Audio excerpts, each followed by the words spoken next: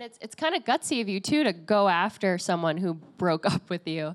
Now, I feel like, Cassie, if you were, like, say you were the Bachelorette, and you had the option of going back to somebody, do you think it would have played the same way? Because when we saw Colton, it was very much like, that's awesome, like he's going after what he wants. But I do wonder if you flipped the script a little bit, if a woman went after a guy, would it have been seen like the same way? Both of you can kind of answer that if you have feelings. I don't know. There's a lot of what ifs. I mean, yeah, there's so many what ifs, and I mean, this situation is just so unique. I think it's hard to think of it any other way. Same thing, I feel like, with the virginity thing. I was just going to say that, too. Is like you flip the script on sort of how the virginity angle was played on me, too. Is like if that was directed towards a female, it wouldn't have played the same way.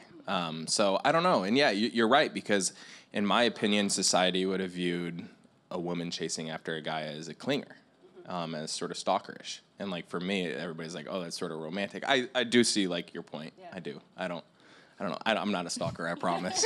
I had a good gut feeling that it was there. Yeah. But were you ever tired of the... I mean, you went into the show being like, listen, I'm a virgin. You know, I'll shower for you guys just like Sean Lowe did, and I'll do all that stuff. But when did it ever reach a point for you like, all right, I'm a virgin. It's a thing. Let's move on. Yeah, you know, I leaned into it, and I played along with it just fine. I don't ever regret opening up about it. Do I think it's overplayed? Absolutely. And the moment that they started to try to use that as my identity or my label, is when I started to like take steps back and be like, hey, this isn't cool. But I don't ever regret it, because I can't tell you how many people have reached out, you know, like just pretty much saying like, thank you for using your platform to tell me that it's not weird. You know, I don't feel as alone. I don't feel as different.